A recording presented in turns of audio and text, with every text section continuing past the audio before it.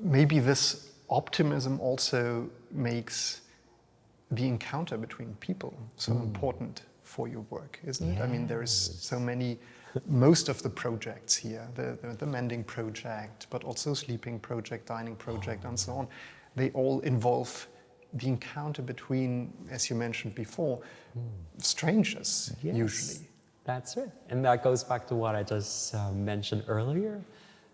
My work depends on the kindness of strangers. You know? I think we all have the experience of arriving in a place that we feel slightly awkward and uncomfortable for whatever reason that could be. And then maybe a dog or a cat that came up to you and started just sitting next to you. Or a little child might come up and smile and wave at you, or a bird that flew over. That will give me a tremendous sense of poetry and kindness. Something that is making me feel at ease and at peace.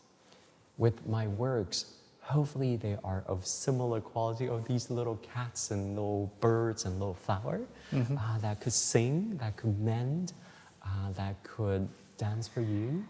So I would invite all of you to come experience these works, not being too self-conscious of who you are. No, it's not about that. More about just being a part of it, and hopefully being a part of this could make the project even richer than before, because they all depend on your kindness. If you don't go in and participate, which is fine, but if you choose to, then the work becomes richer. It adds a texture and the memory of the work, right? So I think the kindness of strength, I keep coming back to this because it's so important in my work, and I think it is so important even outside of this museum. We all need that from each other. Yes. Yeah, I'm particularly impressed by this emphasis, because I also think it somehow counteracts a stress that we have nowadays in philosophy, but I think also outside of it. I mean, for example, this conception of love. If you hear that word, you usually think about, of course, your partner, but also maybe family members. And I think these encounters, these casual encounters, very often.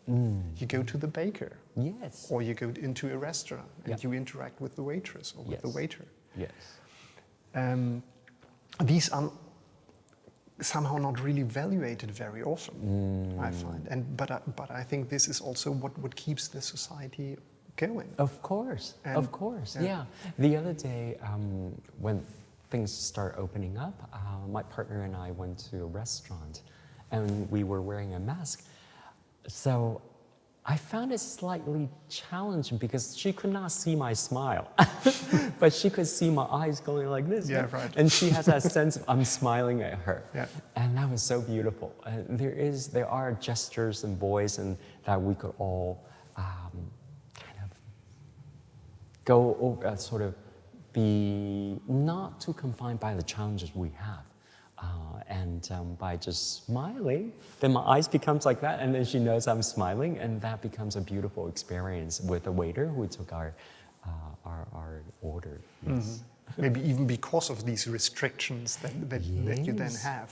Yes, exactly. I notice I use my eyes even more now because that's the only expression I'm allowed at this moment. Before I still could have smile, but now it's more about the eyes. Yes. And what would you say, maybe a big question that we more or less also come to an end? As I said, I find these encounters so important for society to work. And so would you say that this is also part of your contribution to society in a way, to say you emphasize the importance of encounter, you enable encounter, and so people go, as you say, transformed outside there and meet people there with a different attitude? I don't dare to think of it that way because I don't really have the answer for the challenges we all have. However, I also trust each one of us have our own answer, either big or small or in pieces. And hopefully those intuition, those answers can coincide with each other when we're in the museum, when we're outside, when we're taking a bus, when we're shopping. And that is what makes the social fabric work so beautifully, is that unspoken trust between people.